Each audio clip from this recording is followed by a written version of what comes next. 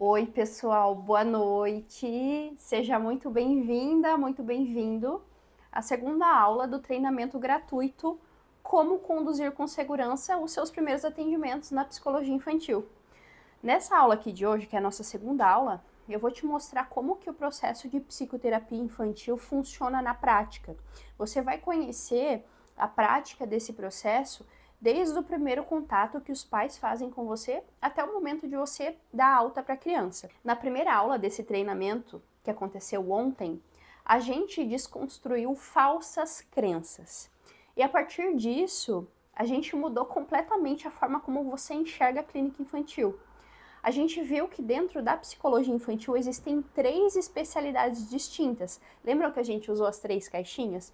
Então tem a caixinha da psicoterapia, da avaliação psicodiagnóstica e da intervenção para atrasos de desenvolvimento. E que a tentativa de você abraçar essas 3 demandas ao mesmo tempo é uma receita perfeita para você ficar insegura, para você se sentir ansiosa. Então a gente viu que o caminho mais fácil, mais acessível e mais demandado também para a gente atender é começar pela psicoterapia infantil. E a gente viu também que a psicoterapia tem um processo com começo, meio e fim, que é um processo que a gente vai aprender juntos hoje. E para quem veio lá da primeira aula ainda com dúvida se a psicologia infantil faz sentido para você na sua prática clínica, na aula passada eu falei para vocês sobre os 2 maiores medos de quem nunca atendeu criança, que é o medo de lidar com a criança, pelo fato dessa criança não falar, pelo fato de precisar acessar, diferente de atender um adulto, né? E o fato também de os pais serem muitas vezes um dificultador na evolução do tratamento da criança. E eu disse que esses 2 pontos têm procedimentos para serem conduzidos. E hoje você vai ver na prática isso acontecendo. Então você vai entender exatamente o que você faz quando a criança senta na sua frente na aula de hoje, o que você faz com os pais e como que um caso avança do primeiro contato até a alta, então do início ao fim. Nessa aula aqui, a psicoterapia infantil vai deixar de ser um bicho de 7 cabeças para você. Só que olha só, se você não assistiu a nossa primeira aula que aconteceu ontem, eu te recomendo muito que você assiste antes de você continuar nessa aula aqui, porque nessas 3 aulas a gente está fazendo uma construção de conhecimento, é um passo a passo. Se você assistiu já a primeira aula, você entendeu que existe um processo dentro da TCC infantil, só que você ainda não sabe como esse processo funciona na prática. Agora que eu vou te contar então o que a maioria das psicólogas faz quando atende ou se imagina atendendo um caso infantil. A gente vai começar explicando para você o que provavelmente você está fazendo. Talvez não seja o seu caso, se você ainda não atende, mas é o que eu vejo muitas psicólogas que eu converso fazendo. E eu recomendo que você seja honesta consigo mesma, enquanto você ouve, para você ver se é isso aí que você está fazendo na sua prática. É possível que você se reconheça nessa situação. Olha só, imagina o seguinte, imagina que uma mãe, ela entra em contato com você porque o filho dela tem 4 anos e não usa fralda ainda. Eu até usei esse exemplo do desfraude em uma das nossas lives de aquecimento e eu vou trazer ele de novo aqui hoje pra gente. Então imagina assim, essa criança ela deveria estar desfraudando, tá?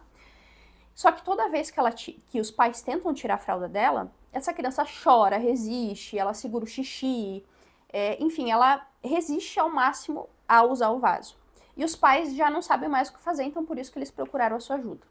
Aí você vai lá, faz a anamnese, agenda a primeira sessão com a criança, beleza. E aí você pensa, eu preciso trabalhar o desfraude dessa criança, essa é a demanda que os pais estão trazendo para mim. Aí você pesquisa recursos lúdicos sobre o tema, e aí você encontra, por exemplo, uma atividade lúdica. Você faz aquela atividade com aquela criança, a criança participa daquela atividade e vai embora. E aí na semana que vem, os pais voltam com aquela criança e não adiantou, essa criança ainda tem a resistência a usar o vaso. Aí você pensa, bom, talvez falte, por exemplo, sei lá, reforço positivo, né? Falta essa criança ela se motivar para deixar de usar o vaso. Aí você cria uma tabela de adesivos, por exemplo. Cada vez que essa criança usar o banheiro, ela vai ganhar uma figurinha. Aí você pensa lá, por exemplo, num tema que ela gosta muito. E aí, na semana seguinte, né, você orienta os pais a darem uma figurinha, né, explicarem isso para a criança, que ela vai ganhar uma figurinha toda vez que ela vai usar o vaso, só que não adianta. Na semana seguinte, ela volta e ela ainda não usou o vaso. E aí você pensa, bom, talvez um livro sobre esse tema do desfraude vai ajudar. E aí você encontra o livro infantil sobre crianças que aprendem a usar o vaso, você lê com a criança na sessão, ela gosta da história, ela fala sobre a história, faz um desenho sobre a história e na semana seguinte nada, não adiantou.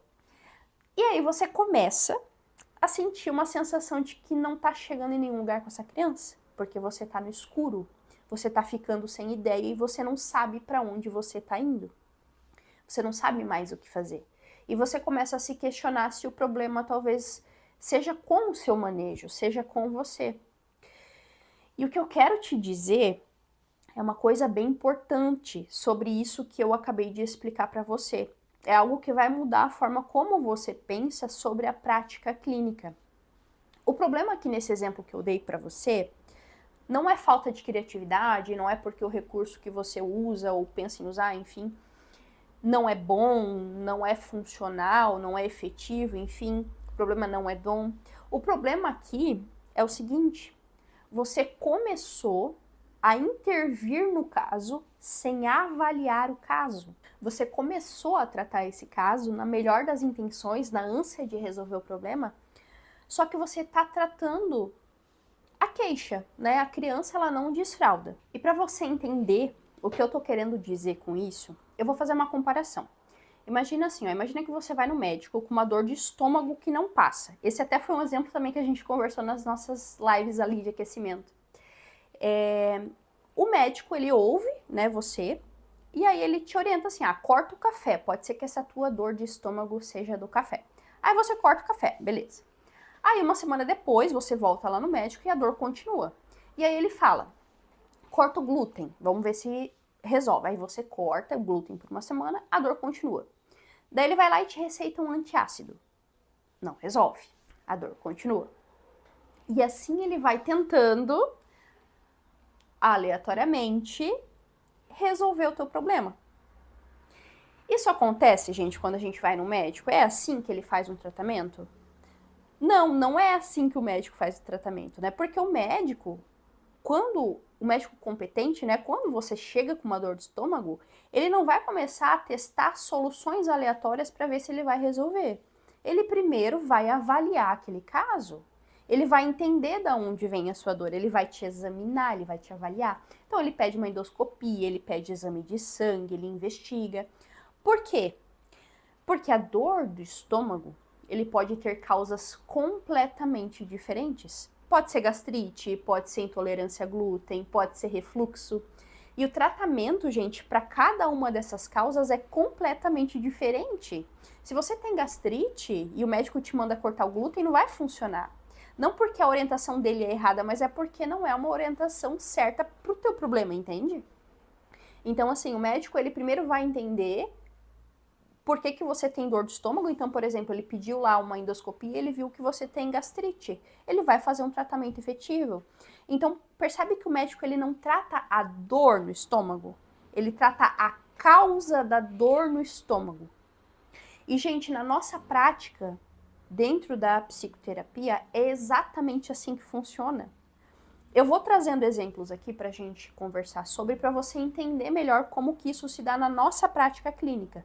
Mas a lógica, ela é exatamente a mesma. A gente nunca sai fazendo as coisas sem saber o motivo daquela queixa ali quando a gente vai tratar um paciente. Agora vamos voltar para a nossa prática clínica. Eu vou trazer 3 exemplos aqui de 3 casos que têm exatamente a mesma queixa.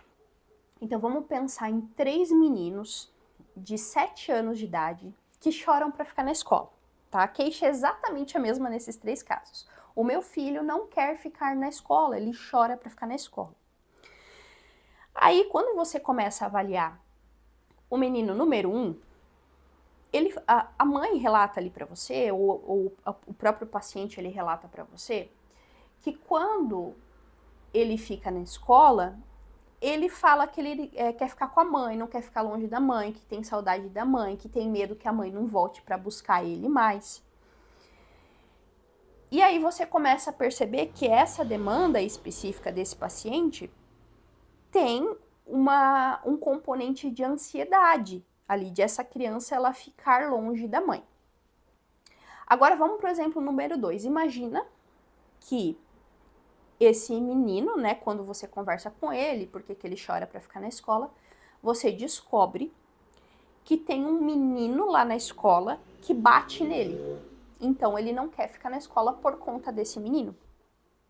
E o terceiro caso, quando você começa a investigar como é que é o comportamento dessa criança quando fica na escola, ele também fala que não quer ficar, que prefere ficar em casa, que a escola é chato. Aí você vai na escola, você faz uma reunião e a professora fala assim, que ele não quer fazer nada que a professora fala. Ele fala que ele não quer fazer, que é chato, que ele não vai fazer. Aí você começa a investigar como é que é a dinâmica em casa e você percebe que ele é filho único, que os pais não conseguem ter estratégias efetivas de colocar ali uma rotina e limites para aquela criança. Então, basicamente, essa criança ela não quer ficar na escola porque para ela é um ambiente chato e desinteressante. Então, olha só, percebe que... Vamos voltar no caso 1. Percebe que no caso 1, o componente que tem por trás desse caso é um componente de ansiedade, né? A emoção que essa criança tem é ansiedade. Ela tem pensamentos catastróficos de ficar longe da mãe. Pensa que a mãe não vai buscar, que ela vai ficar ali sozinha. Então a gente entende que é um caso, vamos resumir aqui, tá? A gente entende que é um caso mais relacionado a uma ansiedade de separação, tá? O segundo caso, o componente que tá por trás é um componente de medo. Essa criança, ela tem medo de outra criança da escola. Essa criança, ela tá sofrendo agressão de outra criança. E no terceiro caso, é uma criança que não tem limite em casa e para ela não é legal estar num ambiente onde ela tem regra, né? A gente trouxe aqui uma criança de 7 anos, então vamos considerar que é uma criança que está no primeiro ano, que é um ambiente mais estruturado, que você tem que estar sentado na carteira, que você tem atividade para você fazer. E para essa criança isso não é legal. Então, assim, a queixa nesses 3 casos, gente, é exatamente a mesma. A criança chora para ficar na escola. Só que a origem da queixa é completamente, absolutamente, muitíssimamente diferente. E o tratamento que você vai dar para esses 3 casos é totalmente 100% diferente. Um não tem nada a ver com o outro. É muito diferente você tratar uma criança que tem ansiedade de separação do que uma criança que tem medo de um outro coleguinha, do que uma criança que não tem limite, que não sabe lidar com regra. Entende que são 3 coisas, 3 rolês totalmente diferentes? Agora, se você não avaliou esse caso e você começa a tentar tratar a causa do problema, eu vou fazer então vou trazer um recurso de criança que chora para ficar na escola, para ver se essa criança fica na escola. Eu vou trazer aqui um livrinho do canguru que não queria sair da bolsa, até tem esse livro, né, que ele tem saudade da mãe. E você começa a aplicar, por exemplo, no caso ali da criança que tem medo de apanhar do coleguinha, gente, isso não vai resolver absolutamente nada. Então você vai ficar rodando em círculos porque basicamente você não sabe o que você está fazendo. Só que assim, não tem como, gente, a gente saber o que a gente está fazendo se a gente não avalia o caso. É impossível a gente atender um caso sem avaliar, porque a gente entra num campo de achismo, de tentativa e erro. E claro que a gente faz isso na boa vontade. A gente faz isso querendo ajudar, querendo mostrar resultado, mas isso não funciona, gente. Então, assim, a primeira coisa que a gente tem que fazer em qualquer caso clínico é avaliar. E enquanto você fica tentando recursos diferentes sem entender a causa, o caso não anda. Você vai ficar insegura, os pais vão ficar frustrados e a criança ela vai continuar tendo medo de ir para a escola. Não porque você é uma psicóloga ruim, entende? Mas porque você pulou uma etapa super importante do processo, que é a avaliação. Grava isso na tua cabeça. A gente nunca trata queixa na TCC infantil. A gente trata a causa da queixa. A gente nunca trata a queixa, a gente trata a causa da queixa. Tatua isso aí na tua pele, tá? O processo de psicoterapia infantil, ele tem 3 grandes etapas. A etapa da avaliação, a etapa da intervenção e a etapa de alta. Elas precisam acontecer nessa ordem, gente. Você não entra em intervenção sem avaliação, da mesma forma que o médico competente não te receita medicamento sem antes entender o que está causando o teu sintoma. Às vezes ele pode até ali dar um remedinho para aliviar a tua dor, mas ele tem que tratar a causa daquela dor. A avaliação, ela serve justamente para você saber o que você vai fazer na intervenção. Ela é uma investigação. Então, nessa investigação é onde você vai desenvolver um plano de tratamento que você vai aplicar durante a sua intervenção. Agora eu vou te mostrar como que cada uma dessas etapas funciona, tá? A gente vai começar a esmiuçar essas etapas. Bom, então primeiro, como eu falei para vocês, a gente tem a etapa da avaliação. A avaliação, ela é o ponto de partida de qualquer tratamento que é bem conduzido. Na avaliação, você vai começar a entender o caso. Então, nela você começa a entender o caso a partir disso, para que você possa formular hipóteses e testar hipóteses clínicas que vão guiar todo o seu tratamento. Então, a avaliação, ela não é só uma coleta de dados. Tem uma diferença gigante entre uma psicóloga que sai da anamnese, por exemplo, com uma lista de informações só, por puro protocolo, e uma psicóloga que sai da anamnese já com hipóteses sobre o caso, entende? Porque ali na anamnese, que é um dos passos da avaliação, a gente já começa um raciocínio clínico. Vamos entender então com mais detalhes como que funciona o processo de avaliação. Ela é um processo que vai se estender por várias sessões, tá, gente? Então, assim, a gente não avalia, não existe um protocolo fechado. A gente vai avaliar em 3 sessões, em 5 sessões. Vai depender ali do teu raciocínio clínico. Eu, normalmente, isso é uma prática que eu estabeleci não por uma regra, tá? Mas por uma vivência clínica mesmo. Eu já sei que eu vou levar mais ou menos 8 a 10 sessões para fechar a avaliação de um caso. Só que isso é muito relativo. Eu também não coloco isso como uma regra fixa, tá? Bom, então a primeira etapa, o primeiro passo da avaliação é a anamnese. A anamnese tem alguns detalhes importantes para você fazer, tá? Às vezes a própria anamnese ela vai durar mais de uma sessão, porque ela é uma investigação. A anamnese ela é realizada com os pais, ou os responsáveis ali da criança, e a criança ela não pode estar junto, tá? Isso não é uma opção. Isso é uma regra. Não que seja uma regra estabelecida em algum lugar, tá? Mas assim, não faça disso uma opção. Isso tem que ser algo mandatório na tua prática clínica, tá? Por quê, gente? Por que a criança ela não pode estar na anamnese? Porque com a criança presente, os pais eles vão omitir informações. A criança, se ela tá ali junto na anamnese, ela vai ficar exposta a conteúdos que podem deixá-la constrangida, pode deixar a criança desconfortável, e aí o vínculo que você vai construir com a criança vai se comprometer ali, mesmo antes de você começar a atender a criança, entende? Então você tem que deixar claro para os pais, desde o agendamento da anamnese, que esse primeiro encontro é só com eles. Eu, por exemplo, já atendi crianças que vieram de outra profissional, e que foi feita ali a anamnese com a criança não quis mais dar continuidade. Imagina você, como que seria para você, por exemplo, estar numa situação onde tem alguém, um parente seu, falando de você no seu lado para um profissional e te expondo ali. E você não tá ali para contribuir, você tá só ali para ouvir. Então, e não foi uma opção sua, né? Então, assim, isso te expõe, isso te constrange. E além disso, os pais, eles não vão abrir o jogo 100% na frente da criança, entende? Eles vão tentar, às vezes, se tiver algum assunto ali mais sensível, não falar de uma forma tão aberta na frente da criança. Então, não tem como você fazer anamnese com a criança, é inefetivo, tá? Então, a criança tem que ficar em casa. Ali na anamnese, você vai investigar blocos de informação. E cada bloco, você já está construindo hipóteses, tá? Então, não existe um modelo de anamnese fixo, cada um tem o seu modelo de anamnese. Mas, assim, coisas que são importantes você perguntar e entender na anamnese. Então, primeiro, você vai entender qual que é a queixa, né? E tem algo fundamental que eu quero que você grave, tá? A queixa dos pais e o problema real da criança, muitas vezes, não são a mesma coisa. Então, por exemplo, assim, como eu falei pra vocês ali do caso da criança que não queria ficar na escola. Na verdade, o problema dela é que tinha um coleguinha que batia nela.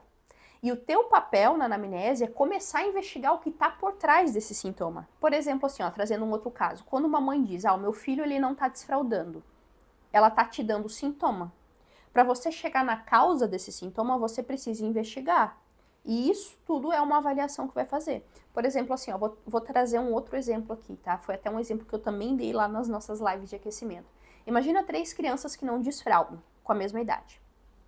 Na tua avaliação, tu descobre que a primeira criança, quando ela estava fazendo o processo de desfraude, ela quase caiu dentro do vaso. E aí ela parou o desfraude. A segunda criança, no processo de desfraude, fez xixi na calça e os coleguinhas na escola riram dela quando isso aconteceu. E a terceira criança, quando ela estava fazendo o desfraude, ela fez sinal assim que estava agoniada, incomodada, né? Quis tirar roupa, quis tomar banho. Então, na sua avaliação, você vai entender que no primeiro caso, a criança ela não desfralda porque ela tem medo do vaso. No segundo caso, ela tem vergonha. Ela tem medo de fazer xixi na calça e as crianças rirem e ela sentir vergonha. E o terceiro caso, ela tem nojo, ela tem muito nojo do xixi, então ela prefere não ter que lidar com aquilo ali e continuar usando a fralda. E aí, claro, vai chegar, né, no tratamento, na sua intervenção, vai chegar um momento ali comportamental de uso do vaso, que você vai ter que treinar. Só que antes tem toda a etapa cognitiva, porque a gente faz terapia cognitivo-comportamental. Então, você vai ter que trabalhar as cognições dessa criança antes. E isso você vai fazer de uma forma totalmente diferente nesses 3 casos. A orientação parental para esses 3 casos é diferente. Talvez o manejo, se precisar na escola, com esses 3 casos é diferente, entende? Então, a maneira como você vai estruturar essa intervenção é diferente. E aí, voltando então a falar sobre o bloco da queixa ali da anamnese, você vai investigar alguns aspectos que eu considero importantes, tá? Então, o que é importante? A queixa em si, quando que a queixa começou, se teve algum ou mais evento, algum episódio que possa ter desencadeado aquela queixa ali, como que a criança lida com essa situação, ou seja, se ela entende que ela tem um problema, se ela sofre com isso, ou se ela nem está consciente disso, como que os pais lidam com esse problema, se a criança já passou por algum profissional, enfim, são questões que você vai fazendo ali para conseguir construir o entendimento daquela queixa e a história dessa queixa. Então é um filminho que você vai montar na sua cabeça, tá? Depois disso, um segundo bloco bem importante também, e aqui eu tô colocando os blocos, mas você não precisa fazer nessa ordem, tá? Tem um bloco bem importante que é o bloco de histórico de desenvolvimento da criança. E aí entra aquela coisa que a gente aprendeu lá na faculdade, né? A gente teve matéria sobre desenvolvimento humano, né? Aqui é importante.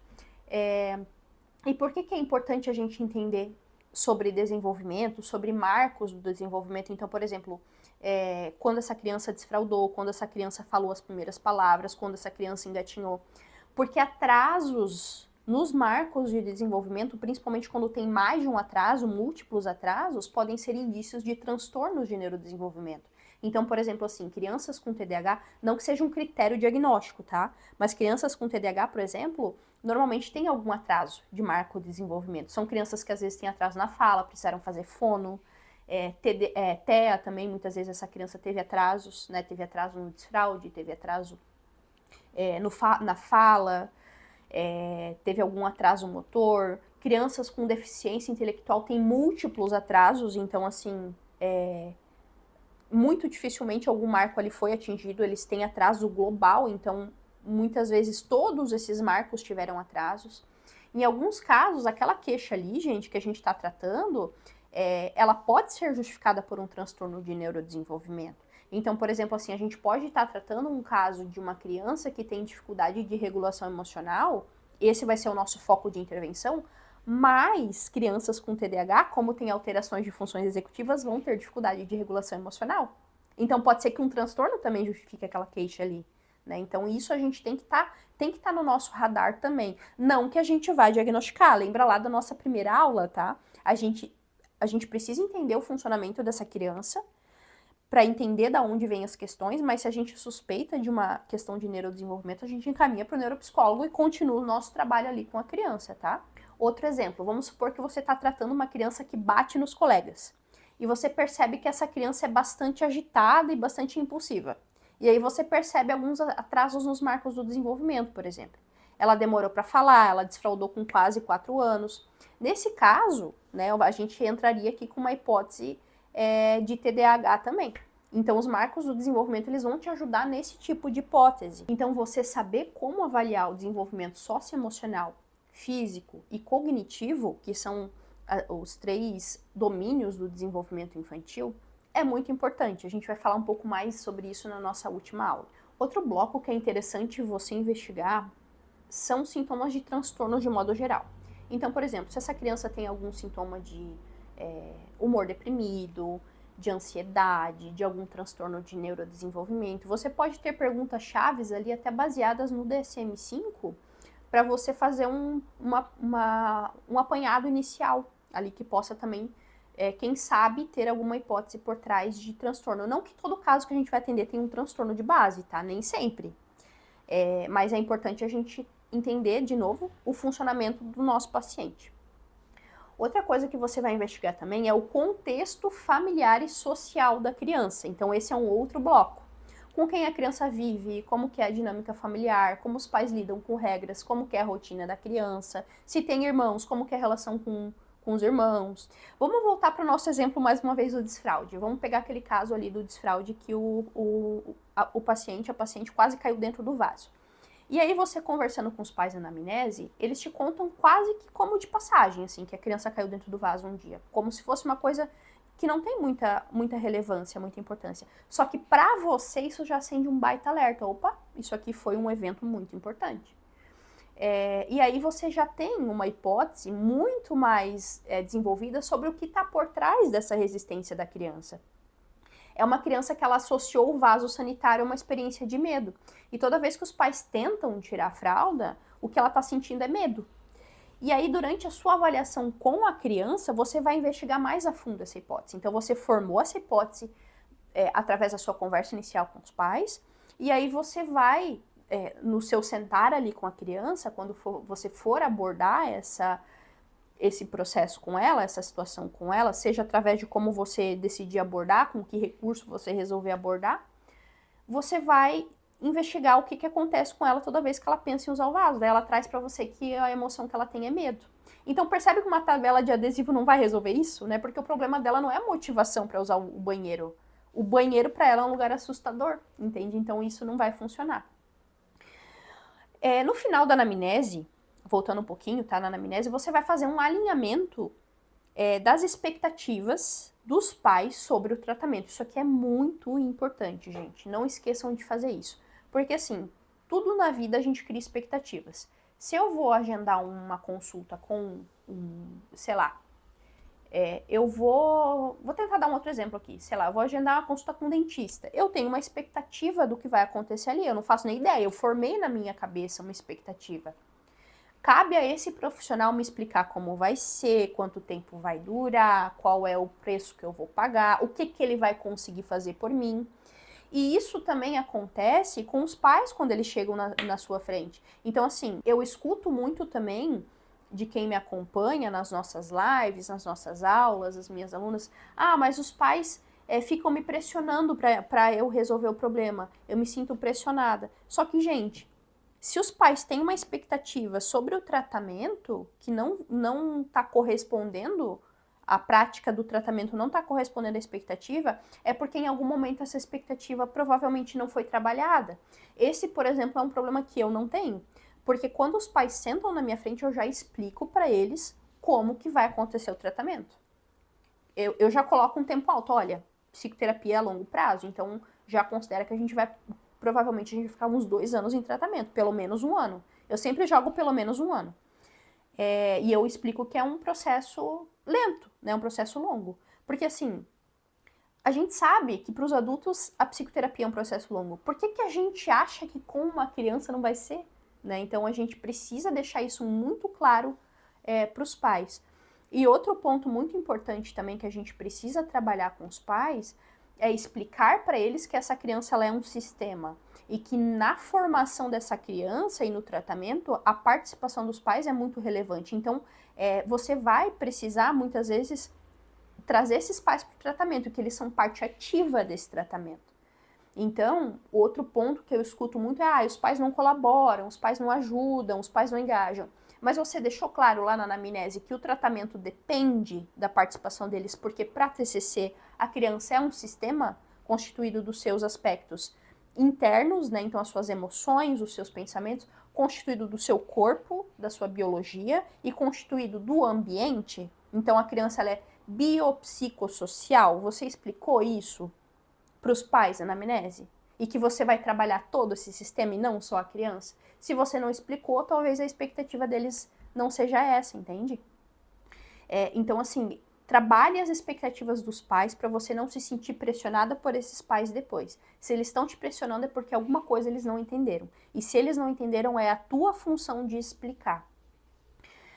Muito bem, quando os pais vão embora, a anamnese não terminou, tá? Ela termina quando você transforma o que você ouviu em hipóteses clínicas. Então você já vai criar hipóteses ali. Eu acho que a criança pode ter medo. Eu acho que essa criança, talvez, quem sabe, ela não controle muito bem...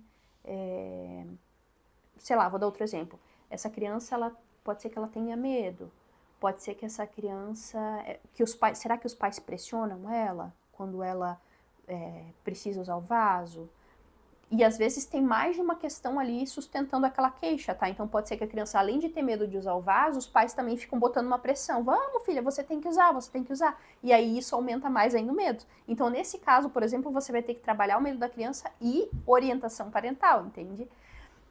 Normalmente tem mais de uma coisa mantendo a queixa, tá? E aí depois disso... A próxima etapa ali da nossa avaliação é avaliar a criança e não tem protocolo fechado para isso, tá? Eu já ouvi psicólogas falarem que usam protocolo fechado de testes, de escalas, enfim, isso não existe, porque cada criança é uma criança. Isso, para mim, particularmente, não faz o menor sentido. E assim, eu não tenho receio de me posicionar em relação à minha clínica, sabe? Não tô falando que se alguém faz isso não funciona, mas pra minha cabeça isso não tem sentido nenhum, porque... Como eu falei pra você, como é que eu vou aplicar um protocolo? Vamos supor, essas 3 crianças, uma eu acho que tem medo, uma eu acho que tem nojo e uma eu acho que tem vergonha. As coisas que eu vou fazer pra avaliar o caso ali são bem diferentes, entende? Então, cada um vai indo pra um caminho, né? Então, não existe protocolo, não existe tempo pré-estabelecido, fiquem bem tranquilas quanto a isso, tá? Depois que você termina a anamnese, então você vai ver a criança. Você vai ter a sua primeira sessão com a criança. Essa primeira sessão, ela não é uma sessão livre. Existem objetivos muito importantes para você atingir nessa primeira sessão. Eu vou pontuar quais são esses objetivos e depois eu vou explicar cada um deles, tá? Então, assim, primeiro objetivo, você vai iniciar o vínculo com a criança, você vai explicar para ela por que ela tá vindo na terapia, você vai explicar o que é um psicólogo, você vai apresentar o consultório, e explicar o sigilo. Eu coloquei também para falar sobre regras do setting, mas isso depende muito do perfil da criança também. Mas assim, vamos lá.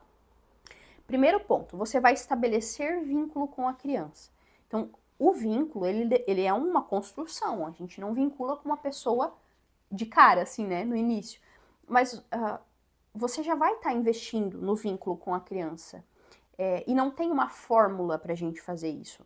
É você estar ali presente com a criança, é você demonstrar um real interesse, uma genuína vontade de ajudar aquela criança. É você estar mais ali com ela do que preocupada em atender os pais, entende? Então, basicamente, você tem que estar presente ali. E aí, o segundo ponto é você explicar para a criança por que ela está vindo para terapia.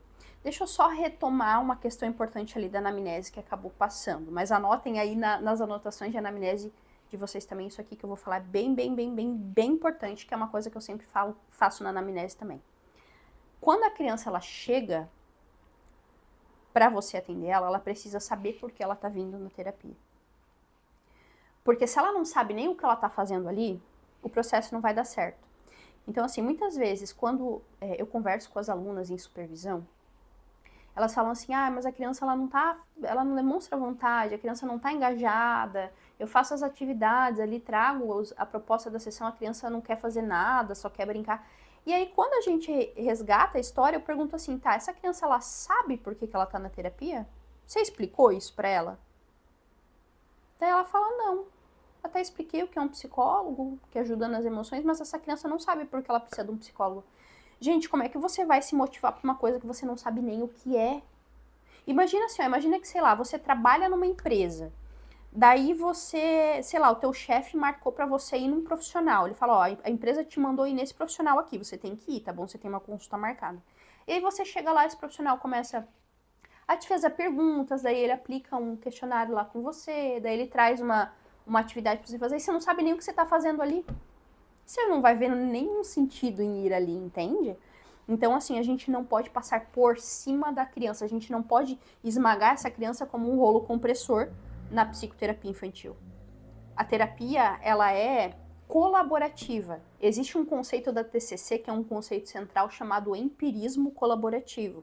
Então, é você levar essa criança, você vai levando ela, a transformação dela, a melhora dela, colaborativamente, né?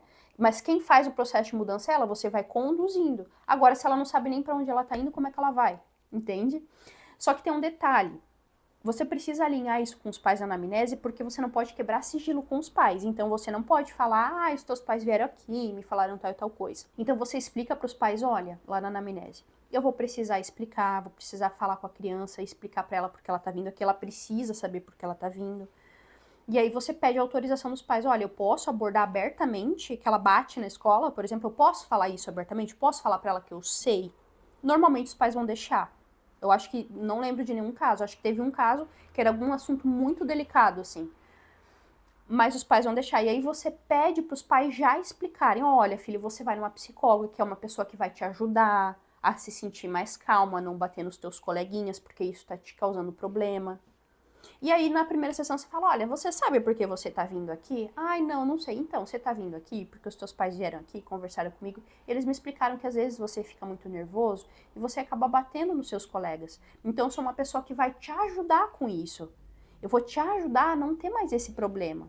Então, expliquem, gente, expliquem. Isso tem que ser feito na primeira sessão. Não esqueçam disso, tá? Isso é muito importante. E aí, pegando o gancho, você vai explicar o que é um psicólogo. Olha, um psicólogo é uma pessoa que ajuda a gente nas emoções. Tá, essas duas explicações estão mais ou menos amarradas ali, né? Quando você explica o que você vai fazer com a criança, você já explica como que é um psicólogo. Você vai vir aqui toda semana que você vier aqui a gente vai conversar, a gente vai brincar, às vezes a gente vai fazer algumas atividades, tudo para poder te ajudar a melhorar essa questão que está acontecendo na sua vida. E aí, não esqueça de explicar do sigilo. Porque as crianças, elas estão acostumadas com adultos, com dinâmicas onde os adultos contam para os pais as coisas que acontecem. Então, se essa criança ela tem um comportamento na escola, a professora vai contar para os pais. Se ela tem um comportamento na casa da avó, a avó vai contar para os pais. E é assim que é, de modo geral, na vida de uma criança. Mas ela tem que saber que com você não é assim, você tem que explicar. Então, você vai explicar o sigilo, falar, olha, tudo que você me contar aqui eu não posso contar para os seus pais. Então, esse aqui é um lugar onde você pode confiar em mim, você pode contar tudo o que você quiser. Eu só vou ter que contar para os teus pais se em algum dia eu perceber que você tá em algum perigo que eu precise te ajudar. Do contrário, eu só vou contar o que você me deixar contar. Porque senão ela não vai se abrir. Então não esqueçam, tá? Explicar sigilo, explicar o que ela tá fazendo ali são dois preditores básicos para a terapia funcionar. Básico. Se você não fizer isso, a terapia não vai andar, bem provavelmente, tá? Então pega aí os teus casos, se você já tem, e revisa se você fez isso. Se você tem algum caso empacado, pensa se não é isso que você deixou de fazer, tá bom? E aí, depois que você falou o sigilo, eu normalmente não explico a regra do setting, tá? Até coloquei aqui pra falar pra vocês, mas assim, quando eu falo de regra de setting, você vai explicar, olha, você vai vir aqui toda semana, como que é essa dinâmica, né? Agora, quando eu atendo pacientes que eu sei que tem problemas comportamentais, então eu preciso estabelecer que essa criança não pode quebrar as coisas, não pode me bater, por exemplo, né? Mas é bem difícil disso acontecer, tá? Normalmente eu não falo dessa forma. E aí, depois que você explicou tudo isso, deixa a criança explorar o consultório na primeira sessão, porque ela tá curiosa. Se ela não vê as coisas, ela dificilmente vai se concentrar. Então, explica aí esses pontos na primeira sessão e deixa o tempo livre para ela explorar, para ela conhecer, para ela ver quais jogos você tem. Já é uma forma de você ir formando o vínculo. E aí, gente, nas sessões seguintes de avaliação, você vai completar e refinar as suas hipóteses. Vai recusar, vai refutar o que não faz sentido e vai confirmar aquilo que faz sentido. Então, por exemplo, vamos de novo pegar o caso da criança que tem medo de usar o vaso. Então, essa é a tua hipótese. Você tem que confirmar essa hipótese. A tua hipótese, a maioria das vezes, vai confirmar com a criança. Então, os pais já falaram, te deram um dado que te fez confirmar essa hipótese. Então, você vai fazer todo um passo a passo ali na avaliação, onde você primeiro, por exemplo, vai... é uma criança novinha, eu preciso garantir... Só um adendo, o tratamento ele é uma escadinha, onde uma coisa é pré-requisito para outra, tá? Cada sessão você anda um degrau, e às vezes você vai levar umas 3, 4, 5 sessões para andar um degrau, tá? Mas assim, você não tem como falar de medo com uma criança que nem sabe o que é medo, tá? Então assim, vamos supor, é uma criança de 4 anos, então eu vou psicoeducar sobre as emoções, para eu conseguir falar sobre as emoções com ela. Então beleza. Na primeira sessão, usei um livro que falava sobre as emoções, aí na segunda sessão usei um jogo para reforçar isso com ela, então a gente fez um jogo das emoções, ela entendeu perfeitamente as emoções. Aí na próxima sessão, eu vou então entrar no assunto do vaso com ela, por exemplo. Agora, minha meta é entender se ela tem medo do vaso de fato. Então, eu estou construindo minhas hipóteses aqui, eu preciso avaliar isso. Então, a minha meta é avaliar isso, tá? Percebem que cada sessão tem uma meta? Isso é um plano de tratamento. Então, por exemplo, assim, ó, na minha avaliação, então na primeira sessão, o meu objetivo era psicoeducar as emoções, na segunda sessão também. Quer dizer, a primeira sessão é aquele rolê todo que eu falei, né, dos objetivos. Então, a segunda sessão, psicoeducar as emoções, terceira sessão também. Quarta sessão é eu avaliar qual a emoção envolvida quando ela usa o vaso. Então, daí, você escolher um recurso, o recurso é para você... É uma forma de você acessar a criança. O recurso, ele nunca é o teu fim, o teu objetivo. Ele é um meio pelo qual você atinge o seu objetivo. Então, eu vou usar o meio de um livro sobre vaso para entender a emoção que a criança tem. Essa é a ferramenta que eu vou usar.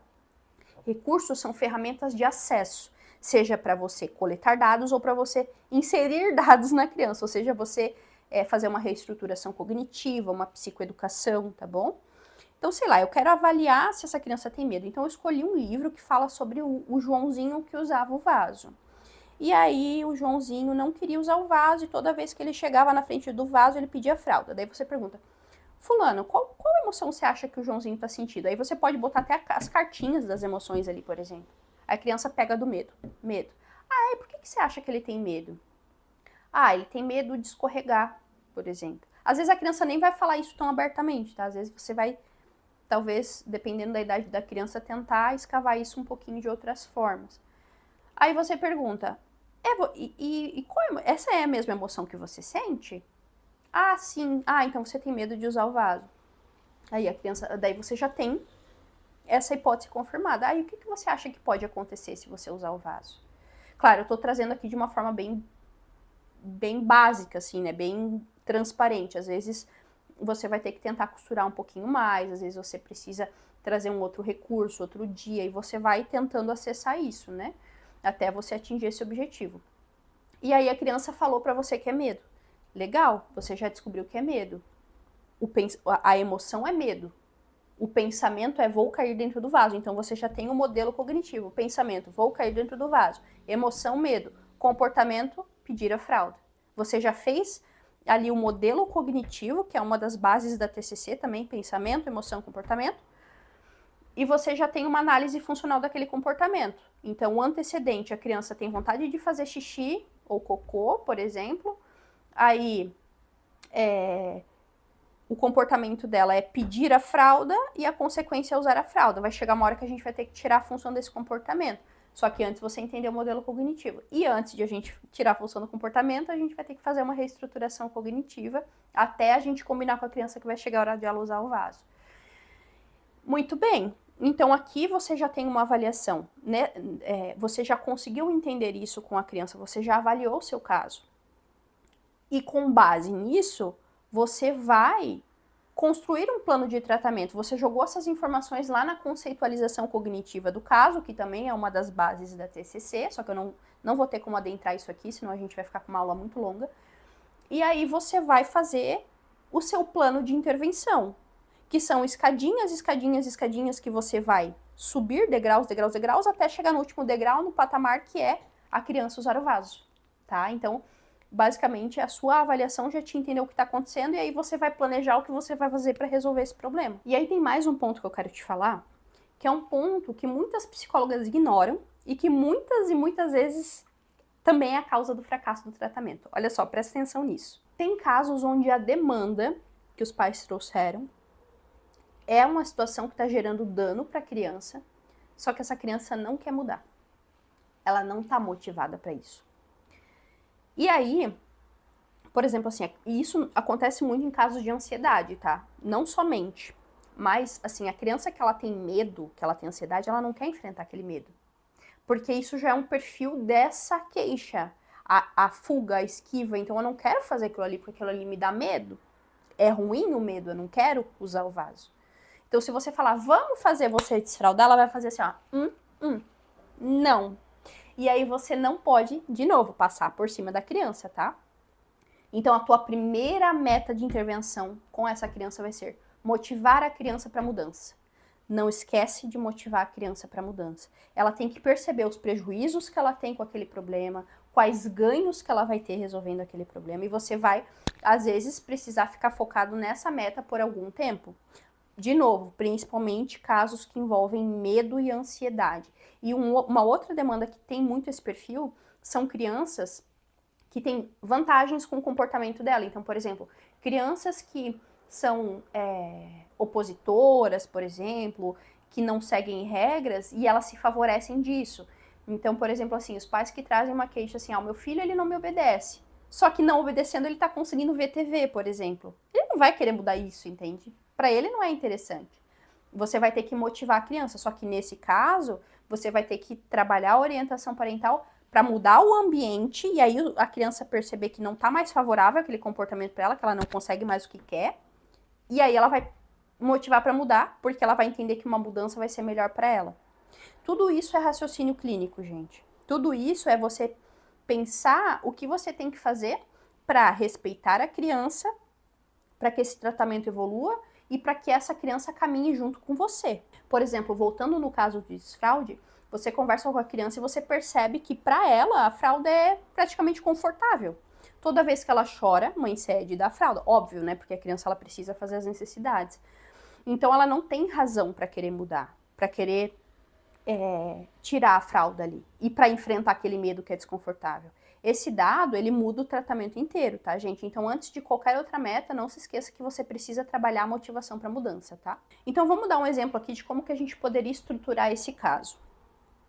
Só um detalhe também, ao longo do tratamento, o teu plano de intervenção ele pode mudar, tá bom? Ele não é fixo, não é porque você avaliou e fez um plano de tratamento com objetivos ali a seguir que você vai até o final. Pode ser que no meio do tratamento você perceba que você precisa colocar mais uma meta, ou que você precisa mudar um pouco a tua rota e tá tudo certo. Só que você tem que começar sabendo para onde você tá indo, né? Você tem que ter ali um vislumbre do que você vai fazer. É mais ou menos assim, imagina que, poxa, eu tô em casa e aí me deu vontade de comer chocolate. Então, a minha meta é comer chocolate. Só que eu não tenho chocolate em casa, e aí eu preciso ir no mercado. Então, eu tenho um passo a passo do que eu vou fazer para comer meu chocolate. Então, primeiro, eu vou tirar meu pijama, porque eu já tomei banho, né? Já tava indo dormir, me deu aquela vontade de doce. Então, eu vou tirar meu pijama, vou colocar a roupa, vou colocar o calçado, vou pegar minha bolsa, eu vou abrir a porta de casa, né? Vou andar até a porta, vou abrir a porta de casa, depois eu vou andar até o elevador, porque eu moro em prédio, vou chamar o elevador, daí eu vou descer até a garagem, daí eu vou andar até o meu carro, daí eu vou ligar o carro, daí eu vou dirigir até o portão, daí eu vou abrir o portão, daí eu vou fechar o portão, daí eu vou virar à direita, daí eu vou andar até o final da rua, vou parar, vou olhar pros dois lados, vou atravessar. E assim eu vou até chegar ao mercado. Peguei o chocolate, botei na cestinha, fui pro caixa, paguei. Tá vendo que é um monte de etapas que eu tô dando, um monte de passos que eu tô dando para chegar no meu objetivo, que é comer meu chocolate? Então não adianta, por exemplo, eu quero comer chocolate e aí eu vou começar a fazer um monte de coisa aleatória para ver se esse chocolate surge no meu colo. Aí eu vou botar a roupa. Ai, não surgiu. Ai, já sei, eu vou pegar a chave do carro na mão. Ai, já sei, eu vou... Enfim, eu começo a fazer um monte de coisa que talvez até faria parte do processo ali, mas de uma forma meio aleatória, para ver se dá certo. Não é assim que funciona. Então, fazendo aqui um comparativo com o tratamento. O teu plano de intervenção vai ser isso. Passos que você vai dar para chegar no objetivo. E aí tem muitos livros de TCC que vão trazer protocolos de tratamento. Então, a gente tem protocolo para desfraude, né, que são esses passos que você vai dar. Tem protocolo, por exemplo, para trabalhar casos de agressividade. É claro que a gente não vai se engessar no protocolo, porque muitas vezes tem outros fatores importantes ali. Então, vamos supor assim, você vai ter ali um protocolo para trabalhar desfraude, mas esse protocolo pode ser que não contemple você ter que fazer uma orientação parental para os pais acolherem mais essa criança, se esses pais ficam exigindo muito dessa criança, entende? Então, o teu raciocínio sempre vai ser mandatório, tá? Então, vamos pegar, por exemplo, o caso do desfraude. E nem sempre eu lembro esses protocolos de cabeça, por isso que a gente tem que ter livros de TCC, porque eles dão esses passo a passo, né, do que a gente faz, do que a gente tem que fazer, em alguns casos que já são muito bem documentados pela ciência. Então, por exemplo, a menina, ela precisa desfraudar e ela tem medo. Então, a minha meta número 1 é motivar ela para mudança. Quando eu atingir essa meta, eu vou, então, fazer uma psicoeducação para ela... Não, a psicoeducação eu já fiz lá na avaliação. Então, depois disso, tá vendo como a gente precisa botar no papel e pensar? Eu tô tentando fazer de cabeça aqui, tá? De uma forma que faça sentido para vocês. Mas, tá, motivei para mudança. Depois eu vou ter que fazer uma reestruturação cognitiva para ela entender que ela vai ter ganhos se ela não usar fralda. Depois que ela perceber os ganhos de ela não usar fralda, eu vou explicar para ela que crianças da idade dela já não usam mais a fralda. Então, tudo isso vai ajudando na motivação para mudança também. Depois disso, eu vou fazer essa criança entender que o vaso não é um lugar ameaçador. Eu vou fazer ela entender depois disso que, na verdade, o medo que ela sentiu foi porque ela escorregou, mas que existem formas de a gente fazer isso não acontecer mais. E aí eu vou buscar estratégias com a criança, então usar um redutor ou usar um pinico, por exemplo. Depois disso, então, ó, já motivei para mudança, já fiz a psicoeducação de que o banheiro não é um lugar perigoso. Tudo isso para a gente fazer uma reestruturação cognitiva e ela perder o medo do vaso. Depois disso, então, fiz a reestruturação cognitiva para ela entender que o vaso não é um lugar perigoso. Eu vou chamar os pais, ou eu já poderia fazer isso em paralelo também, lá no começo do tratamento, vou falar para os pais acolherem e não pressionar, porque isso faz o medo aumentar, isso está lá nos protocolos de TCC. A gente não pressiona pessoas que têm medo. Aí depois disso eu vou entrar na etapa comportamental. Então, quando essa criança ela coloca a fralda, ela vai fazer xixi lá no cantinho do sofá. Então, a gente precisa primeiro fazer ela usar dentro do banheiro. Isso tá lá no protocolo de TCC para desfraude, tá? Ela tá usando dentro do banheiro. Eu tenho que ensinar agora para ela os passos de usar o vaso. Então, a gente abaixa a calça, daí a gente faz o xixi, daí a gente faz o asseio, daí a gente aperta a descarga, daí a gente lava a mão, tudo isso eu ensinei para ela. Aí depois disso a gente vai entrar, então, na etapa de ela tentar usar o vaso. Daí ela começou a resistir de novo, ela ficou com medo. Daí a gente pode tentar entrar com estratégias comportamentais de motivar ela. Então, por exemplo, assim, sei lá, os pais começarem a reforçar toda a tentativa dela, até ela realmente ter a coragem ali de enfrentar. E assim vai, gente, até a criança usar o vaso. Então, já falei um monte de passo aqui, tá? Mas, ó, é isso. É um passo a passo de metas que a gente vai atingindo até o objetivo final. Isso é um plano de tratamento que eu avaliei, que eu coloquei no papel e que eu comecei a colocar em prática. Nesse meio do caminho, surgiu uma informação nova lá, eu tava lá no meio do tratamento já, e surgiu uma informação nova de que ela tem medo de ter um escape na escola e as crianças rirem dela. E aí ela fica lá segurando xixi a tarde inteira. Poxa, eu vou ter que resolver isso? Então eu vou ter que criar um paliativo, porque essa criança ela não pode ficar segurando xixi a tarde inteira, de eu conversar com a professora, e caso ela precisar usar o banheiro, a professora vai junto com ela e fornece a fralda para ela, paralelamente até eu resolver o problema. Enfim, gente, é isso, tá? O tratamento, ele é isso. Ele não tem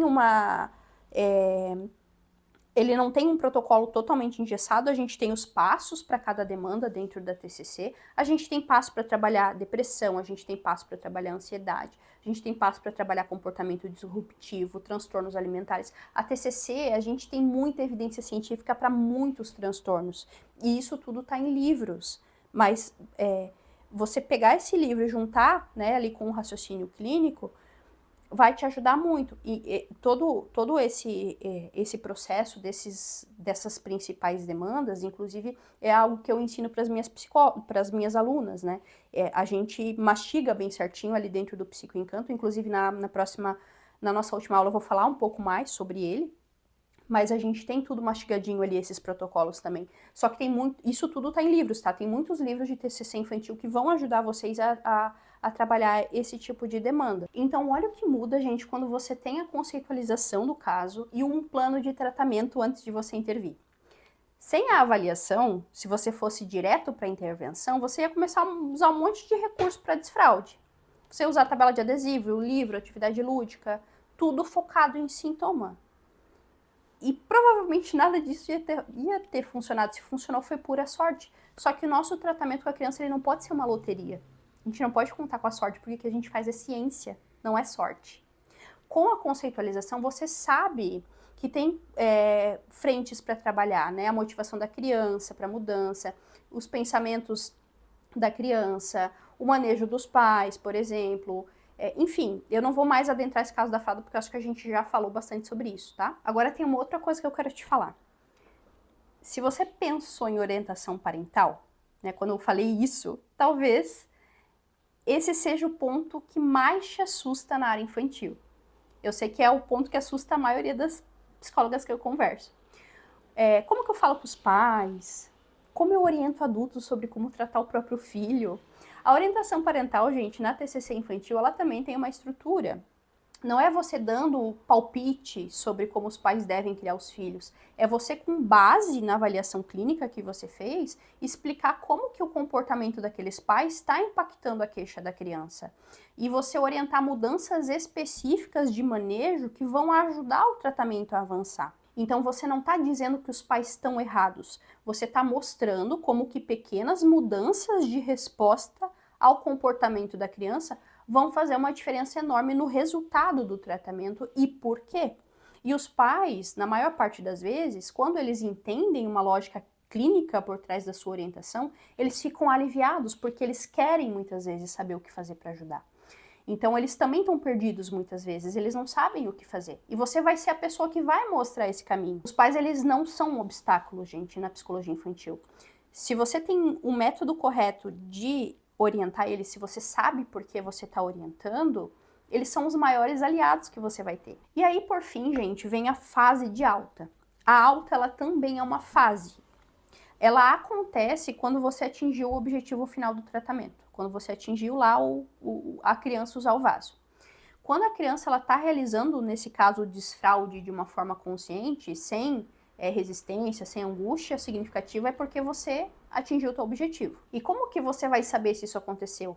Pelo relato dos pais. Então, a cada sessão ali que você está trabalhando a prática comportamental de ela usar o vaso, você vai monitorando o que está acontecendo em casa, trazendo de novo esse exemplo, tá? Então, a criança usou o banheiro essa semana? Quantas vezes? Como que foi a resistência? E quando essa meta foi atingida, então, você questiona a criança e os pais se eles sentem que o objetivo do tratamento foi alcançado. Se todo mundo estiver de acordo, você começa um processo de alta. A alta, ela também é uma etapa, porque você vai ajudar a criança a reconhecer que ela conseguiu. Você vai pensar ali junto com a criança em como usar o que ela aprendeu em outras situações difíceis da vida dela. Ela entender que desafio vai aparecer ao longo da vida dela, isso vai fazer parte da vida dela, que isso é normal, e que e você vai pensar junto com ela o que fazer diante de outras dificuldades. Ou, por exemplo, assim, uma criança que ela é ansiosa, e aí ela tinha ansiedade para fazer prova, você conseguiu ajudar ela, aliviou o sintoma. O que essa criança ela pode fazer na vida dela se em algum outro momento da vida dela ela se sentir ansiosa? Ela tem que sair da terapia com recursos internos para lidar com esses desafios que possam voltar a surgir, para que justamente ela não tenha mais essa dependência de você. A psicoterapia ela é emancipatória para o sujeito. Ela torna esse sujeito independente, claro, numa criança na medida do possível, né? Mas a criança ela não pode ter essa dependência de você. E isso também é uma construção que você vai fazer ali ao longo do processo de alta. Então, gente, esse processo inteiro, tá? De forma resumida. Você recebeu o contato da mãe sobre o desfraude, você fez a anamnese, você investigou ali na anamnese cada bloco com raciocínio clínico do que você estava investigando, você descobriu que tinha medo da criança ali de usar o vaso, que a criança não estava motivada para a mudança, que os pais tinham um manejo que reforçavam a criança ali a ter medo do vaso. Nas sessões com a criança, você avaliou o estado emocional dela, descobriu que ela não estava motivada para mudança, mapeou depois com ela o modelo cognitivo, né? Qual era o pensamento, emoção, comportamento. Daí você fez a conceitualização cognitiva, você definiu as metas terapêuticas, começou, né, pela motivação para mudança, depois você fez a reestruturação cognitiva, em paralelo você orientou os pais sobre o manejo de não reforçar o medo que a criança tinha, né, de eles terem um acolhimento com essa criança, você monitorou com eles o que estava acontecendo em casa semana a semana, e por fim você foi lá para a mudança comportamental do treino ao toalete, que é uma das etapas ali do protocolo de tratamento para desfraude. E quando a criança começou a realizar o desfraude de forma consciente, você questionou ela e os pais, né, sobre os ganhos ali, iniciou o processo de alta e encerrou o tratamento de uma forma estruturada.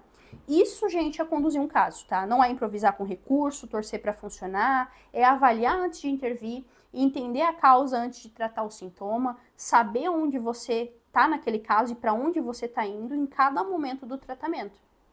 Essa lógica, gente, ela não muda, tá? Dependendo da queixa. Ela vai ser sempre assim: avaliação, intervenção alta, raciocínio clínico primeiro, recurso depois sempre. O recurso, ele não é o que vai resolver a queixa. Ele é só uma forma de você acessar a criança aquilo que você acessaria com o adulto através da fala.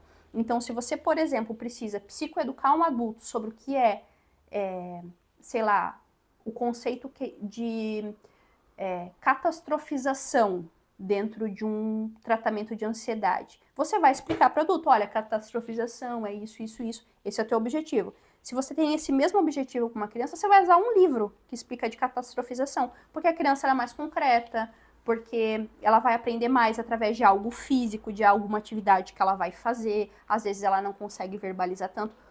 O recurso é para isso, gente, é para você acessar a criança. Ele não é o que vai resolver o problema, tá? Então, se você não sabe usar o recurso, de nada vai adiantar, tá bom? Muito bem, hoje então você viu o processo de psicoterapia inteiro funcionando. Você viu que a sessão com a criança tem uma estrutura, que a criança que não fala você acessa com recursos lúdicos, que os pais têm uma lógica de orientação, que o primeiro contato até a alta, cada etapa tem uma lógica que você pode aprender, que você já aprendeu aqui. E você acabou de aprender algo que muita psicóloga com anos de formada ainda não sabe, gente. Isso que você aprendeu aqui é ouro. Isso aqui vai ser um direcionador de qualquer tratamento que você fizer. Você sabe que a avaliação vem antes da intervenção, sabe construir hipóteses clínicas a partir da anamnese, sabe que o recurso ele serve ao raciocínio e não é o raciocínio que serve ao recurso. Você sabe que a criança ela é um sistema, então ela é constituída do ambiente dela, dos processos internos dela, do corpinho dela. E que muitas vezes o tratamento ele passa pelos pais, além de passar pela criança, às vezes antes pelos pais, depois pela criança. Isso tudo, gente, é raciocínio clínico. Essa é a estrutura que eu te mostrei hoje. Avaliação, intervenção alta, isso serve para qualquer caso clínico. Pensa assim, o que eu te mostrei hoje são os trilhos do tratamento. É o caminho que um trem percorre dentro do trilho. É como se fosse um trem percorrendo um caminho. Só que o trilho sozinho, ele não se sustenta, ele não pode estar frouxo, né, esse trilho em cima da areia. Ele precisa de bases, né, que vão firmar ele, para ele ficar firme e o trem não desgovernar, né, e o teu tratamento não sair dos eixos. Então, essa estrutura por baixo, ela tem que estar bem formada. E na clínica infantil, basicamente é assim que funciona também, fazendo esse comparativo. A gente precisa de bases que sustentam o nosso trem andando pelos trilhos. Então, o trem é como se fosse o tratamento. O trilho é o teu plano de tratamento, é o teu passo a passo. E a gente tem as bases que vão solidificar esse trilho no chão. Então, esses pilares, eles vão te ajudar, porque você não só sabe o caminho, você sabe o que você precisa para percorrer esse caminho com firmeza, em qualquer caso que aparecer, porque no final das contas, todo o tratamento, gente, precisa de base científica. Eu falei muito para vocês sobre protocolos hoje também, e o seu trabalho como psicóloga, baseado na TCC, ele não pode ser um castelo de cartas frágil, né? Ele tem que ser sólido, né? Ele precisa se sustentar. Então, lá na nossa terceira aula de quinta-feira, que é a nossa última aula desse treinamento, eu vou te mostrar exatamente quais são esses pilares que vão sustentar o teu raciocínio clínico, o teu plano de tratamento, para que ele aconteça de uma forma organizada, sem você precisar anos tentando descobrir sozinha o que sustenta a tua prática clínica. Tem essas bases que eu vou te mostrar. Então, é uma parte, gente, do nosso treinamento aqui que vai fechar tudo que a gente está falando e tudo que eu te mostrei até aqui. O raciocínio clínico que você aprendeu hoje, ele te dá o caminho. E a base que eu vou te mostrar na próxima aula vai te dar autonomia para você usar esse caminho em qualquer caso. Sem depender de mim, sem depender de sorte, sem depender de tentativa e erro. É na terceira aula que eu vou te entregar o que constrói uma psicóloga que não precisa mais ficar pesquisando o que fazer em cada caso novo que aparece. Então, você vai ter essas bases que, assim, para qualquer demanda que você tiver, você vai saber por onde começar. Você vai ter um fundamento de saber o que você vai usar para aquele caso ali de conhecimento. Porque veja, quantos conhecimentos que eu falei aqui para você que sustentaram a minha fala. Foi muita coisa, né? Então tem muita bagagem sustentando o que eu tô falando para você.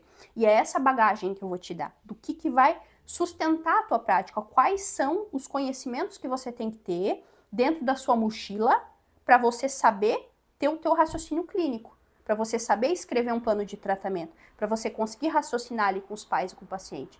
Então, a nossa terceira e última aula vai servir para isso, tá? E nessa terceira e última aula também, gente, eu vou abrir as inscrições para o Psicoencanto, tá? Que tem muita gente na fila de espera e me perguntando quando que vai ser a próxima turma. Vai abrir na última aula, só que eu vou deixar para explicar para vocês lá na última aula. Então, se você tem interesse no Psicoencanto, esteja na última aula, porque eu vou revelar tudo para vocês sobre a próxima turma que vai abrir na última aula. Vai abrir já na quinta-feira, tá bom? Ali acabou a aula, vai abrir as inscrições para a turma. Nessa terceira e última aula, eu vou te mostrar um por um cada pilar que vai sustentar o trilho do teu trem, tá? Para que esse trem não desgoverne. Eu vou te mostrar como cada um deles se conecta e tudo que você aprendeu até aqui vai se juntar em um conhecimento sólido, tá? E vai fechar o teu raciocínio clínico que a gente começou a construir lá na nossa primeira aula.